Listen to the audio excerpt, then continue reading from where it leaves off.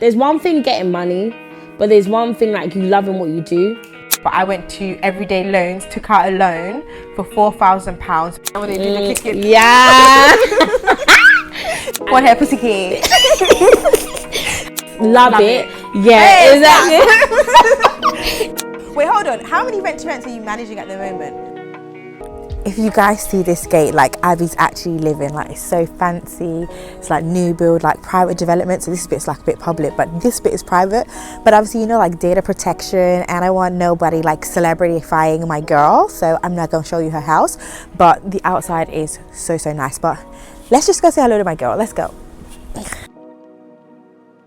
Hi guys, welcome back to my channel. Today's like a really special one because normally I'm like sat down in my room or sat down in a place and I'm just stagnant. But today we're interviewing Abi, and Abby's literally not only like a really good friend of mine, but also really successful in the rent-to-rent business. So I just thought, you know, let's spice it up a little bit. It's 2022. Let's bring some successful women onto the planet. Oh my god. Let's bring some successful women onto my channel and let's find out what they do. Obviously I used to do rent to rent, I don't do it anymore, so it's good to see someone like still doing it and being successful at it, because you know I didn't do it because what's not for me might not be oh my god, what do I want to say? Because what's not for me might be really good for you. So this might be a really good investment opportunity or business that you can start in 2022 to smash your goals. So Abby, yeah, this is so hard to be serious, but yeah, introduce yourself to everybody, let them know like who you are, what you do. Yeah, No, do say that again. You was laughing while she was saying. But why can't I laugh? Because this is me though. Like it's everyday be serious. Is she meant to be laughing? Okay. Thank you. Can you let me laugh? Okay. Hi guys, my name's Abi and I am a property coach and also a property manager. I do rent to rent for my business. I've trained over 300 people, which I'm so grateful for. And I'm literally showing people how to build wealth in rent to rent, because the whole point of rent to rent is to make your money. And this is the time. 2022 is for you. So if you want to get into property, continue to watch.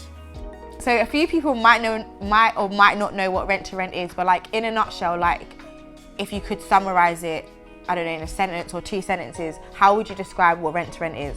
Rent to rent is you getting a property off a landlord and the property is not yours, it's not mortgaged at all, but you're basically making money off the landlord from his own house basically. So how that works is I will offer, they say you're a landlord, I'll offer you guaranteed rent, and from there you say thumbs up, yes, that's fine, and then I will essentially sublet the property to my professional workers, and not just mine obviously, but people who are on my list who basically want a house to live in. Okay, so essentially it's turning, let's say like a 3-bedroom house, 2 reception rooms, living room and dining room, you turn that into like a 5-bed, rent out on a room by room basis, and then you'd keep the money in between. Exactly. So when you're doing guaranteed rent, obviously when I did it a few times, well, when I did rent to rent, there were times where I'd have like some turnover of tenants, like some of them moving out, maybe they're moving in with their partner, or they're moving into the house, or they're changing location, because with rent to rent, no one plans to live in a room forever.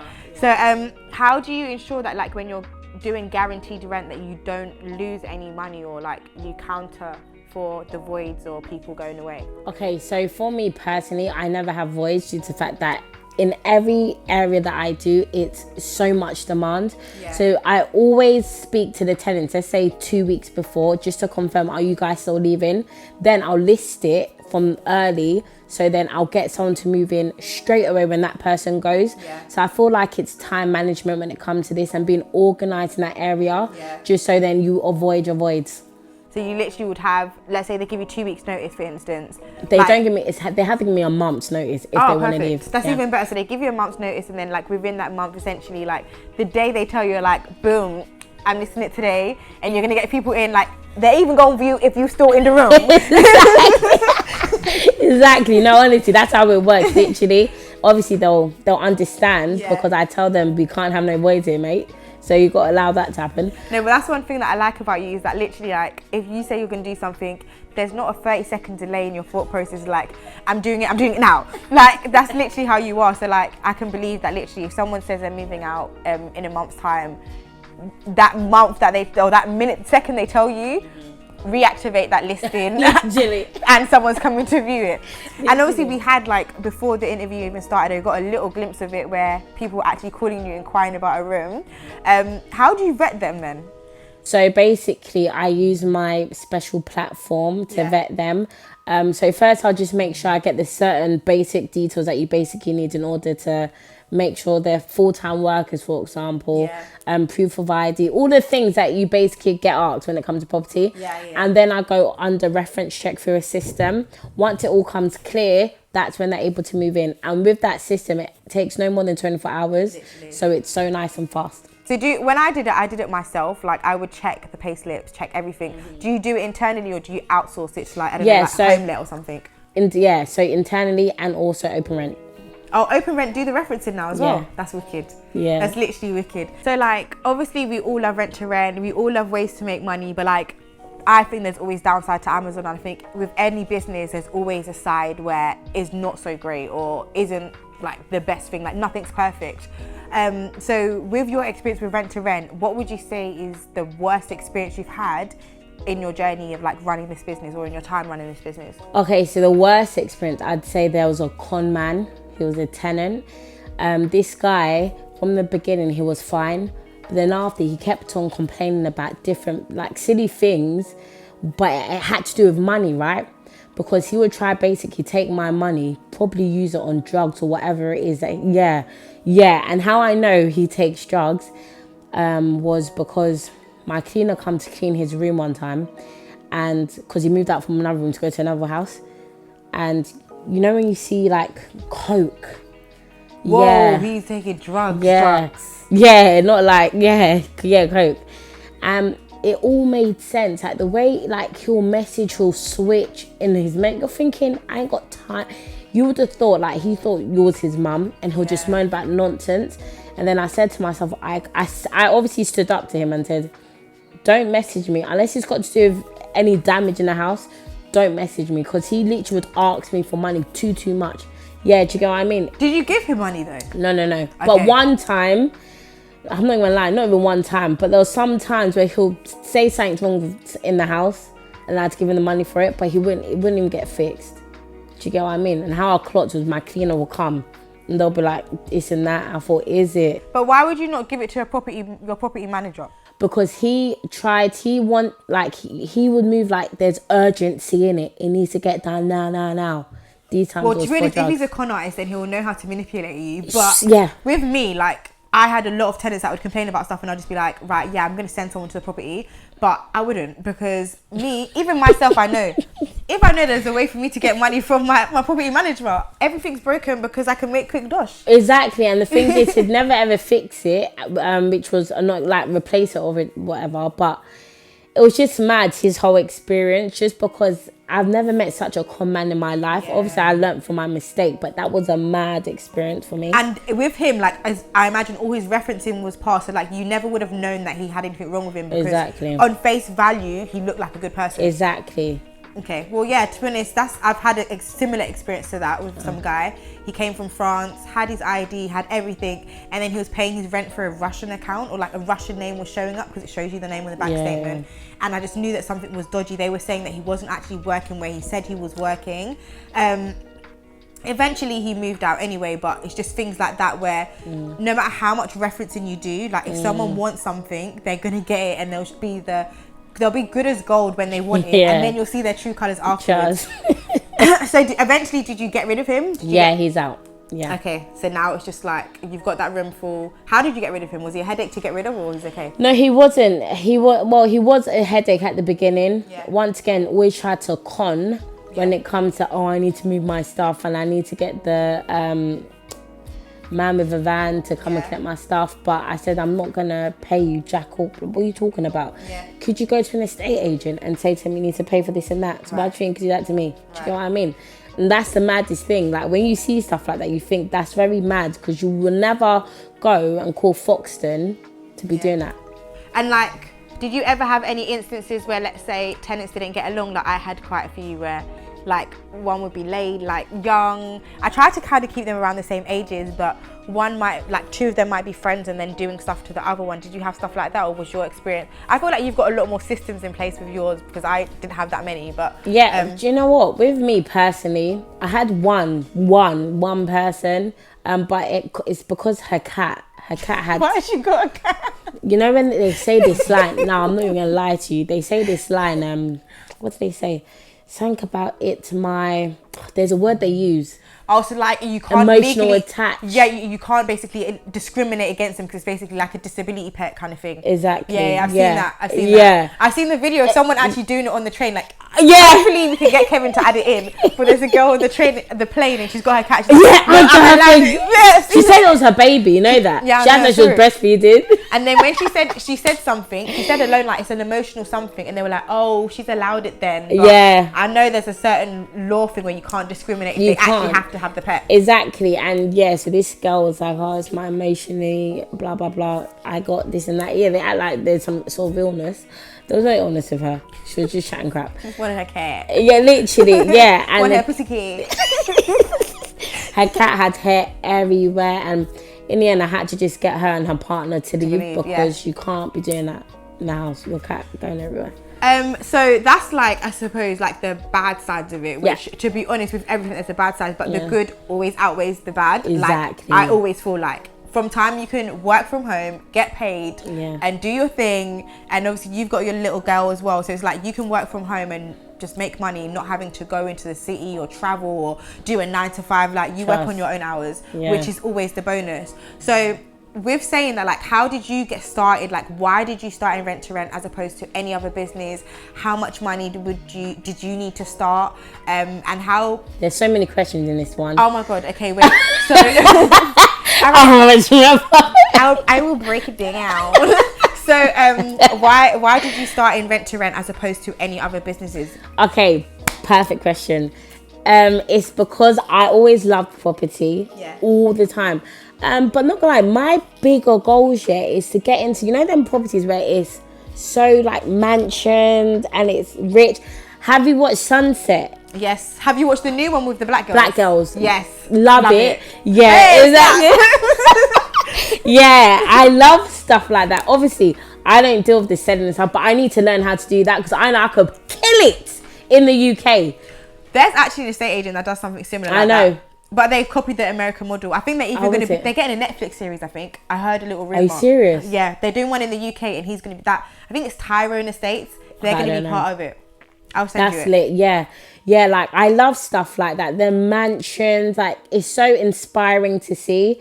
And girl, we gonna get one of them, though. Yeah, no, of course. Yeah, of course. No, definitely. But imagine always being around it as well. It makes you feel like, wow, like, this is... real. Exactly. Like, this is achievable. Exactly. Like, I love stuff like that. But rent to rent is just such a great way to make money off a house that basically isn't yours.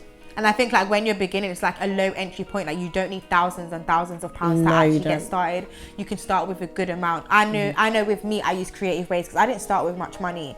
So I started with nothing, actually. I did this before Amazon, and I just found ways. Like, for me, obviously I don't advise anyone to do it, but I went to Everyday Loans, took out a loan for £4,000 so I could pay the 1 month's rent and the deposit. And then you have 2 weeks to change your mind legally when you take out any type of finance. So I was like, okay, let me play this against myself. Got my £4,000, basically done up the house on day one, used all that money, got it rented by like the end of the week, and then gave them the full amount back. So then I have no loan, because I ain't paying no... Them kind of loans, you borrow 4,000, you pay back 10. Yeah, because my credit is not the best, so I said no. But like, that was like my way to start. And then once I had one under my belt, landlords would allow me to literally pay them later, so I could take the house. They'd give me the keys, and then I'd fix it up, and then I'd say, okay, like, can I have a 2-week clause where I'd pay you for that after the 2 weeks, basically, and I'd get the rent from the landlords, the rent from the tenants, with the deposits, and then pay them. So that's when you say, like, you know, people can start with a little amount. I'm like, yeah, she's not lying. Yeah, exactly. It's harder to get, don't get me wrong, but it's possible. Because once you make it make sense to them, they'll then understand the whole process and how it basically works. So do you teach your students to try to negotiate that as well? Of course, like that's one of my top things, because I realize people in my industry, they'll be saying things like, oh, you need to redo the house, you need like 10k and all this madness to renovate a house. Really and truly, I personally believe, why would I renovate a whole house that's not mine? Why would I do that? Yeah. I'd rather get a house in good condition and then do it. Like, so most of my students, they only get furnished houses in good condition. Yeah. People make it, it's hard to get furnished houses. It's hard to get a house that even in good condition. But these times, my students literally, like one of them, I interviewed her on my YouTube channel, and she basically got a whole HMO house that had e-locks on. Yeah. All painted. Everything was to the T perfect. If like someone else would see that, they won't even reach out to that landlord or think, no, they're not going to accept me. Yeah. But they accepted her. And it's because she took that step to reach out to them. And that's all it takes, is that step. So have you ever had some instances where you've had to pay, or like a majority of your deals are like, no, not no money down, but like literally basically, I'm going to give you nothing and then pay you later now? Yeah, majority is that, what you've just said. Because you've got experience, I guess. And Yeah. because you're a very good talker, you're very confident. So it's like, if I had a house and you came in the way that you came to me, I'd be like, well, I've got nothing to lose. Like, she's very confident. She sounds very informative. I don't think this can go wrong. Exactly. And if it does, like, you've signed a contract guaranteeing my rent. Like, honey, give me my money. You guaranteed it. Pay me. And I also make sure I only get areas that I'm confident in. Yeah. So I don't get areas that I'm not confident in. 100%. So, Yeah.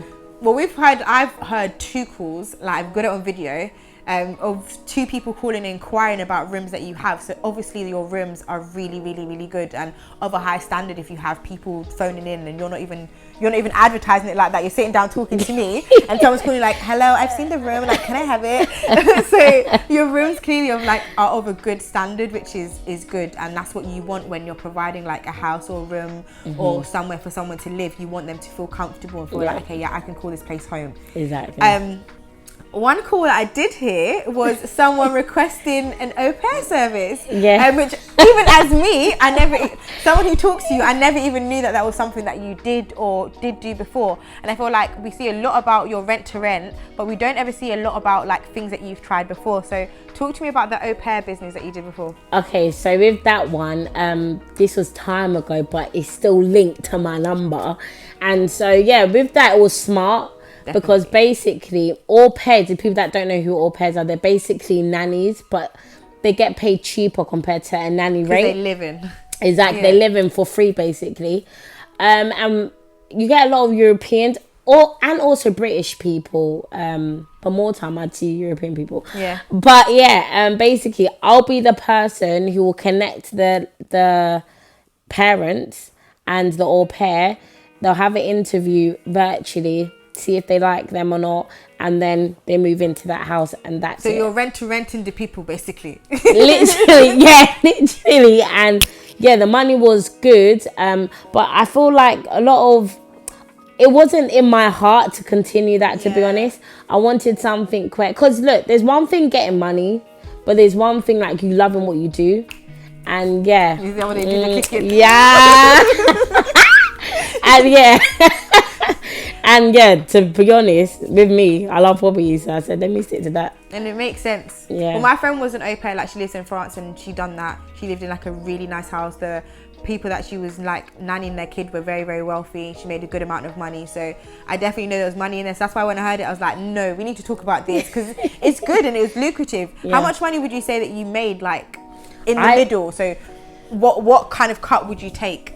Well, I just have a sourcing fee from that. Just linking them, and that's it. So from the au pair, or from the no, not from the au pair, from the actual parent. Yeah, wicked. Because the au pair, more time, they didn't really have much money to. That's why they're going there in the first place. Yeah, and I believe like it was like £700 per parent. Wicked. Yeah, so for nothing. Yeah, trust. Yeah, and you can literally go on a Facebook group, an au pair. Exactly, and that's exactly what I did.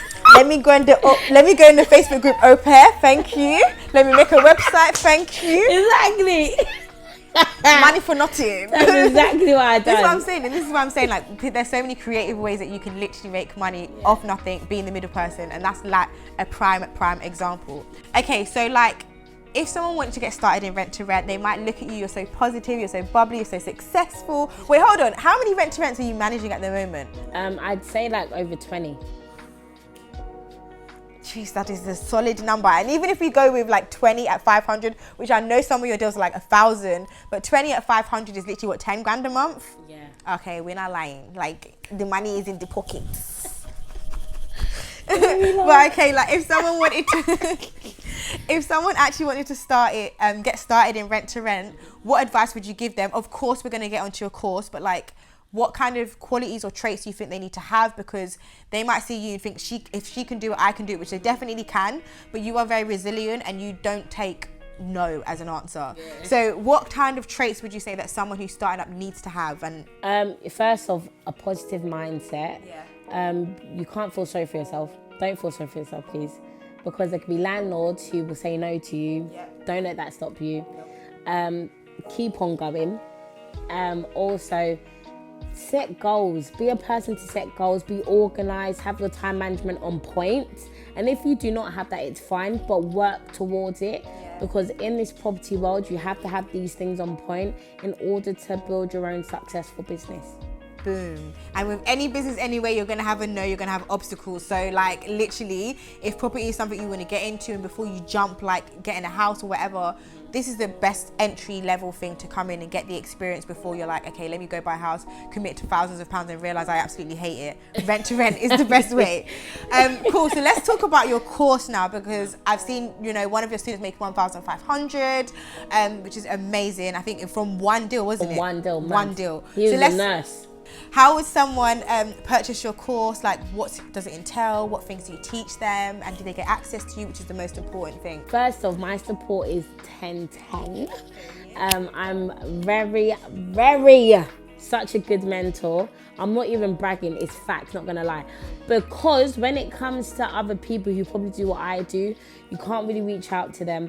You'll just get an online course and that's about it. You may have a group, but you can't really chat to the person who you really want to talk to. But with all my students, over 300, they will say I'm active on that group at all times. Any questions that they have, I will answer it. Yeah. That's the one. Next question, sorry, what was she saying? Like, how do they get started? Like, how do they get your course? Okay, so my Instagram is it's Abi Oniru. Hopefully it gets spelled out somewhere. Maybe here somewhere. And basically the link's in the bio. I have the Property for Beginners Mastermind course. That is what my student done. He did a live one, so sometimes I do live ones, but sometimes more time. If you want the lifetime access, so you can look back at it at all times, you go to the one where it's pre-recorded. Links in the bio, you'll see that. It's £997. And then I also have my academy. That's $85.99 a month. Very affordable compared to other academies. That's basically A to Z with rent to rent. So whatever questions that you may have, it's all there. Also, we have weekly coaching with myself. And finally, we have a group community as well, that any questions you have, I'm there to answer. So what would you say is the difference between the course and the monthly academy? Okay, so the course, it's pre-recorded. You still have a group and it's lifetime access. Yeah. The academy, yes, it's lifetime access if you continue paying your $85.99. Of course. You know what I mean? Yeah. And also, but I'd say if everyone works different, yeah. So with my Property for Beginners Mastermind, with that, you have the templates, spreadsheets, contracts, all what you basically need to get started. Yeah. With the academy, it's just more of me talking, showing you things, how to do it. So they don't get the contracts and You stuff. don't get the contract, the script, but I do prompt you. Yeah. So you could make it yourself. Of course. Yeah.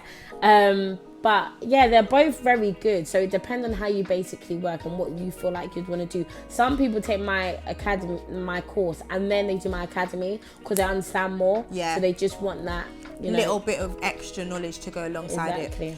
So because Abi loves me, she's given me a discount code that you guys can use to purchase. It's Shola20. So that will give you 20% off the mastermind course, and I'll add a link in the description for you guys to purchase. But Abi, honestly, like, it's been really good and handy to have you on here for people just to see, you know, a little bit more and find out a little bit more about your journey. And obviously we vibes anyway, so our interviews are always the best because it's not too serious, not too like boring or tone deaf. Like, we're gonna enjoy ourselves while we're here.